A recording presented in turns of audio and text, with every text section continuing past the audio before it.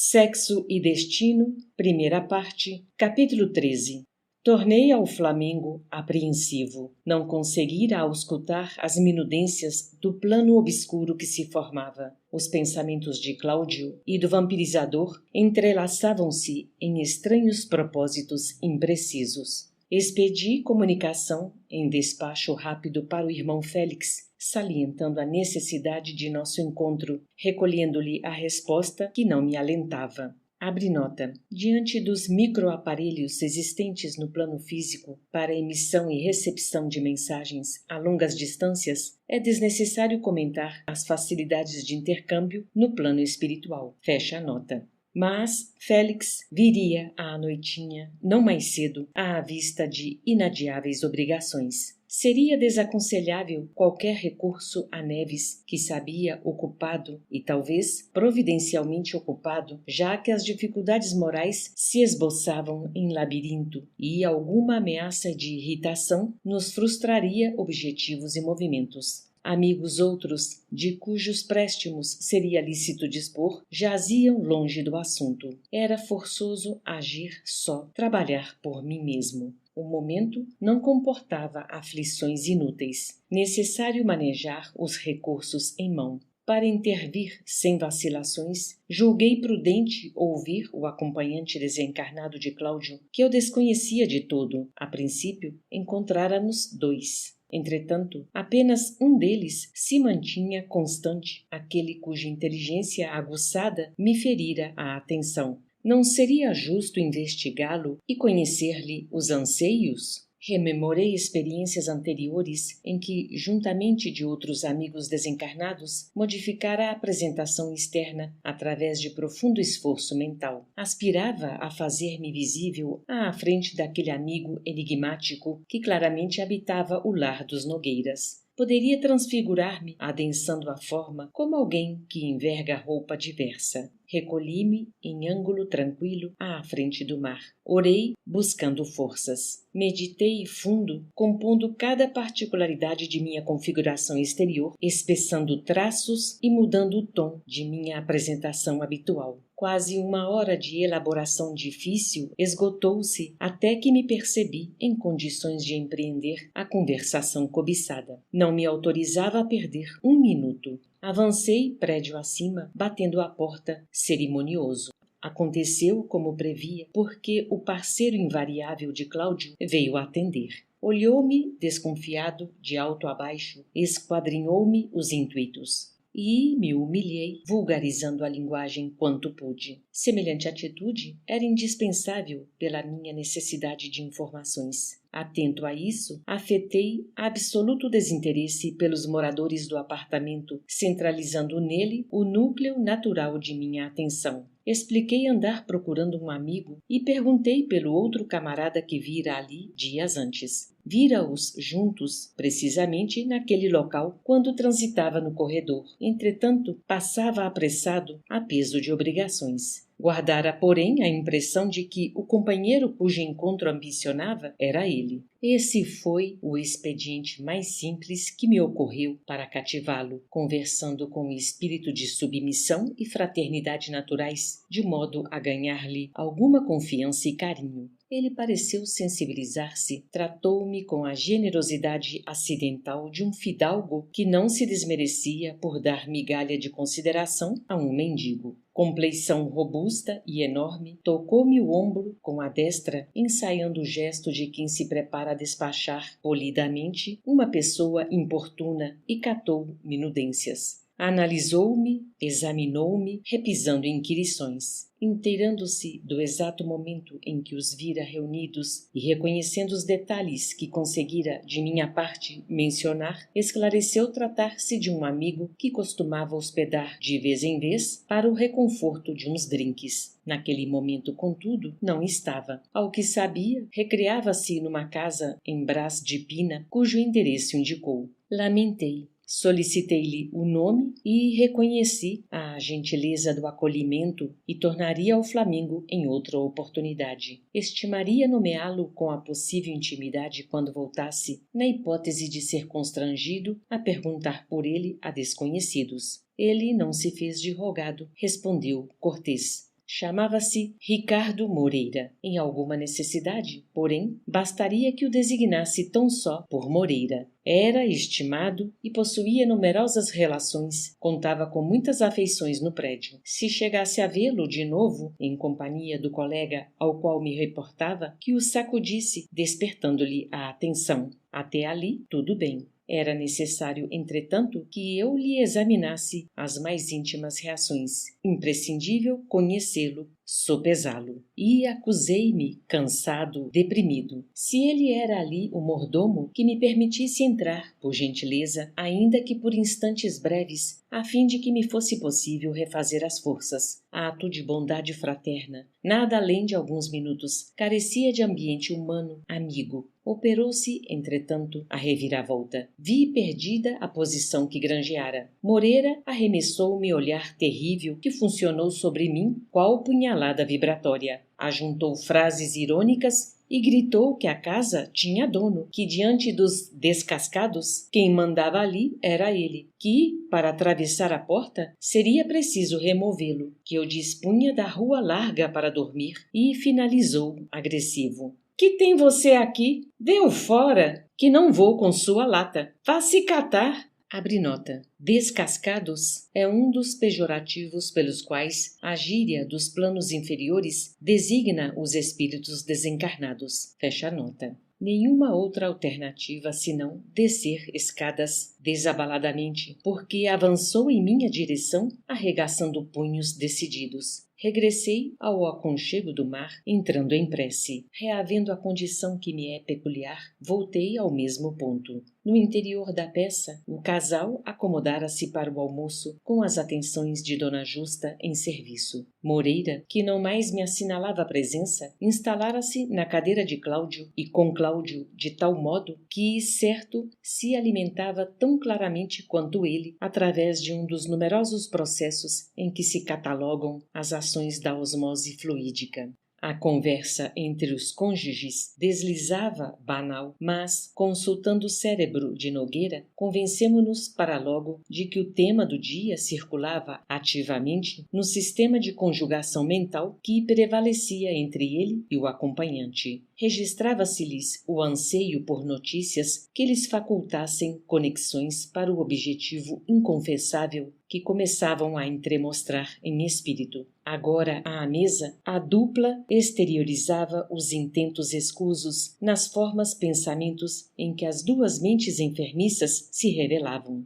Tudo se aclareava de súbito. Digeriam o plano em silêncio. Abordariam Marita à afeição de dois caçadores colhendo uma lebre. Antigozavam o assalto, articulavam-se-lhes os pensamentos em lances dissolutos. Determinavam-se a surpreendê-la em casa de Crecina, como se apanha um fruto resguardado na árvore. Perplexo, decifrei a trama inteira. Cláudio ergueu a voz e, fingindo ignorar a viagem da filha, perguntou à mulher por Marina, de vez que, no fundo, queria notícias da outra. Dona Márcia caiu de imediato na indução. Respondeu que ele, provavelmente, se havia esquecido de que a moça avisara na véspera que iria a Teresópolis a serviço da imobiliária. O chefe, impedido, indicara-a para representá-lo em algumas transações importantes. Voltaria, sem dúvida, na manhã seguinte. Quanto a Marita, horas antes, telefonara de Copacabana, solicitando para que não a esperassem para o jantar.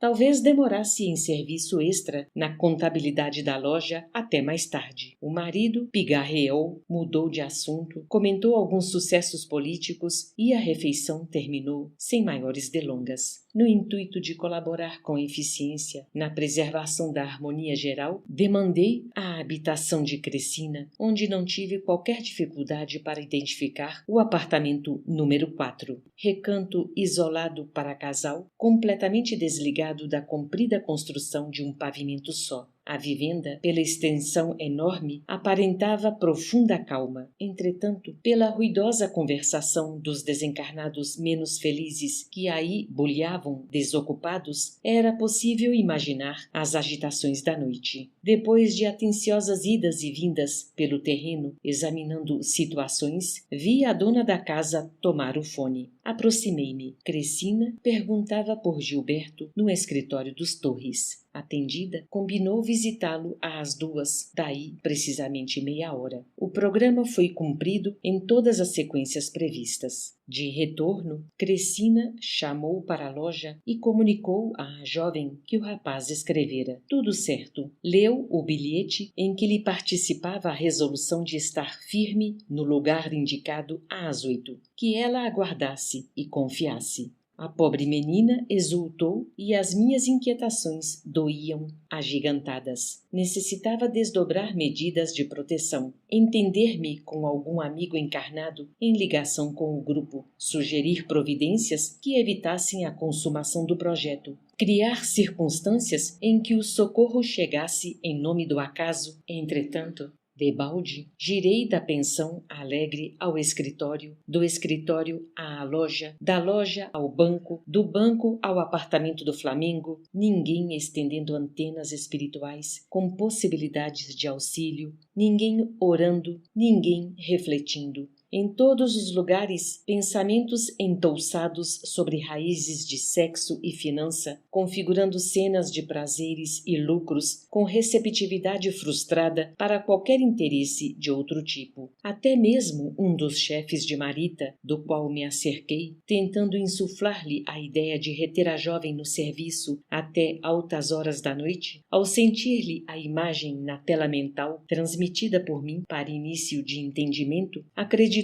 estar pensando consigo mesmo, inclinando o assunto para questões salariais. Concentrou-se de pronto nas vantagens econômicas, agarrou-se às cifras, encheu a cabeça com parágrafos da legislação trabalhista e expulsou-me a influência, sumariamente, monologando no íntimo. Essa moça já percebe o suficiente, não lhe darei nem mais um centavo. Dessa forma, nenhum outro recurso senão permanecer no casarão de sentinela. Inúteis as diligências. Às 7h30 da noite, Cláudio apresentou-se com esmero, sem mesmo esquecer-se de uma peruca leve que lhe remoçava as linhas fisionômicas. Solerte espiou a vivenda de Crescina a pequena distância, ele e o outro. Moreira não parecia menos interessado. Acompanhei-os. O marido de Dona Márcia, aperaltado, buscava um telefone que não teve dificuldade para encontrar. Café vizinho facilitava. Discou chamando Fafá, o porteiro da pensão, que ficáramos conhecendo em nossas investigações cordiais durante o dia. Atendido, rogou-lhe que fosse encontrá-lo confidencialmente. Questão de negócio. Não se arrependeria do segredo. Riram-se pelo fio. O empregado, velho bonachão, que o álcool já começava a excitar naquelas horas verdes da noite, veio à pressa, atencioso e sabido, conquanto guardasse um sorriso de bondade parado no rosto, que tanto podia ser para o bem como para o mal, inclinou o ouvido para a boca de Cláudio a fim de escutar melhor. Nogueira cochichou solene. Solicitava-lhe concurso urgente. Precisava esclarecer-se quanto aos jovens que se reuniriam no 4. A moça era sua filha. Não faria barulho, não escandalizaria ninguém, mas desejava certificar-se. Nada de complicações. Necessário reconhecer o desencaminhador de maneira a solucionar o problema de família sem alarde. Recorria aos préstimos dele, companheiro dedicado, não lhe dispensaria a colaboração. Fafá disse compreendê-lo e participou que a menina esperada já se instalara.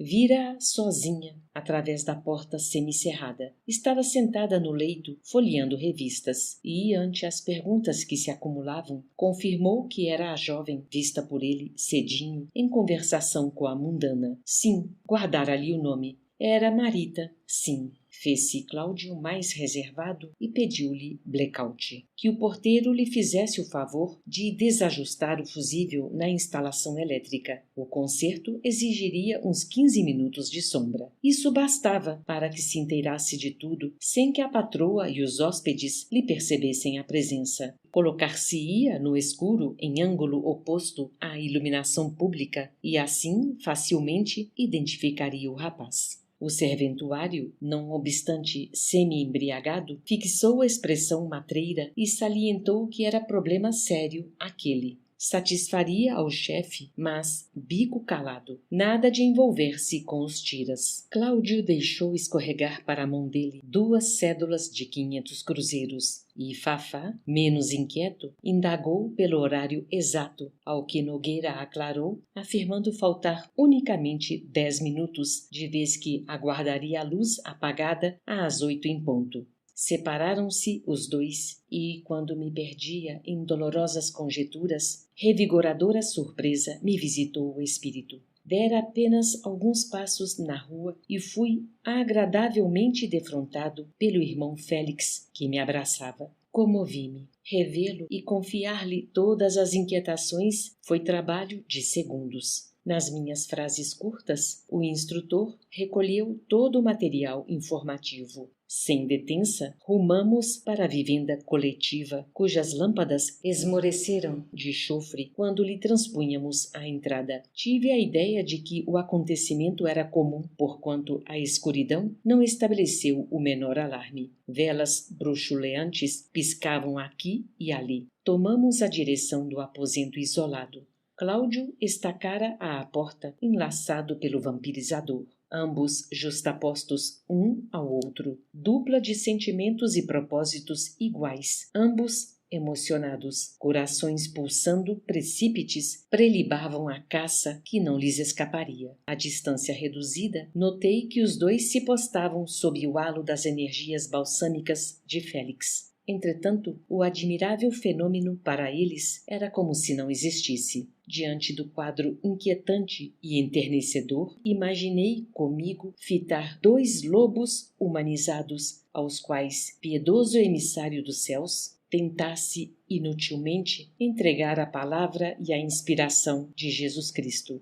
Enrodilhavam-se os dois num charco mental de lascívia, com tamanha sofreguidão que não cabia ali, naquele vulcão de apetites sexuais, a menor frincha pela qual se pudesse arremessar alguma ideia de elevação. Agressivo perfume de cravos me invadiu o olfato desprevenido. Onde sentira naquele dia um cheiro igual? Recordei espantado. Aquele era o extrato usado por Gilberto. Conhecera-o na palestra do Lido. Minudenciei observações e reconheci que Nogueira tivera igualmente o cuidado de usar indumentária em tudo semelhante à do moço, inclusive a gravata, quanto ao nó e ao tamanho. Nenhuma particularidade fora esquecida. Antes que Félix e eu pudéssemos estudar medidas de contenção, a dupla avançou quarto adentro. Nós, que podíamos enxergar na obscuridade, vimos a pobre menina levantar-se, sussurrando frases de arrebatadora paixão e de intensa saudade, abrindo ansiosa os braços sem guardar para si o mínimo resquício de vigilância. Acreditava-se diante do amado. Era ele, não devia recear. Naquele instante, em todas as suas intenções e em todos os seus nervos, um pensamento só, um apelo só, entregar-se. Cláudio e o outro, a fremirem de emoção, mantinham absoluto silêncio. Nada que pudesse evitar a integração indesejável. Nogueira, agindo por si e pelo acompanhante, atraiu-a de encontro ao peito e beijou-a convulso. A indefesa criança, hipnotizada pelos próprios reflexos, abandonou-se, vencida. Irmão Félix, tangido por sentimentos que eu não poderia avaliar, deixou o recinto e acompanhei-o. Atingindo o degrau externo da porta de entrada, vi que o benfeitor, transido, se deteve, de olhos fitos no céu. Quanto a mim, conturbado, não me sentia capaz de articular uma prece. Nada pude fazer senão calar-me reverente perante o agoniado coração paterno que vinha das esferas superiores para desmanchar-se ali em suplício indizível, velando através da oração muda que lhe extravasara agora em grossas lágrimas.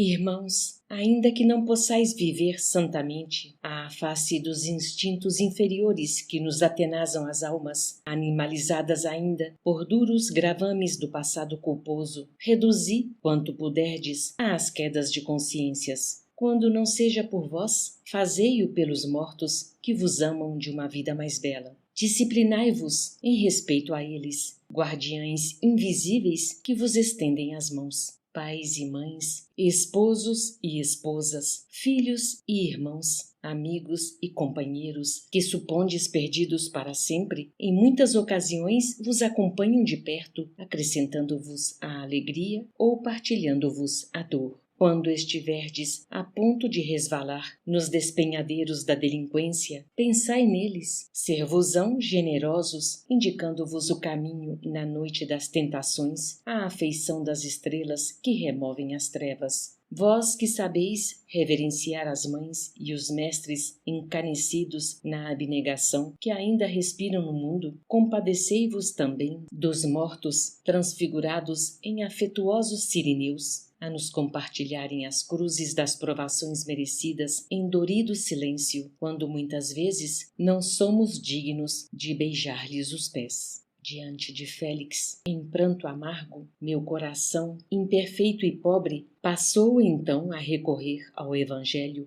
e confortei-me ao lembrar que Jesus, o Divino Mestre, fora também o amigo sensível e carinhoso ao chorar um dia na terra ante Lázaro morto. Decorridos quase 20 minutos de expectação, a luz reapareceu e ouviu-se um grito agoniado em que o espanto e a dor se mesclavam com terrível acento. Marita, com a rapidez de uma corça dilacerada, saltou à janela em sentido oposto e disparou em desalinho. Antes, porém, que nos fosse possível esboçar qualquer socorro, alguém chegou apressadamente e abordou a porta do solitário aposento, espancando-a com fúria. Esse alguém era Dona Márcia. Nogueira, assistido pelo amigo desencarnado, recompôs-se num átimo e, ao esbarrar com a esposa, fez um risinho ridicularizador, exclamando mordaz: "Era só o que faltava! Você também? Aqui?" Dona Márcia, que costumava entreter-se no pôquer junto de amigas não longe da pensão de Crecina, com quem mantinha relações de amizade, fora imediatamente informada por ela quanto à chegada do marido, com a observação de que ele talvez entrasse em disputa acirrada com os jovens. O porteiro, receando complicações, aviara-se diligente, comunicando à patroa quanto sabia, e a patroa, a seu turno, julgando que a moça e Gilberto estivessem reunidos, não hesitara em invocar a presença da amiga no intuito de conjurar possíveis desastres. A senhora Nogueira, ao chegar inquieta, vira a filha adotiva que debandava e, entopando o marido desapontado, saindo a sós, entendeu, num relance, tudo o que se passara. "Canalha!"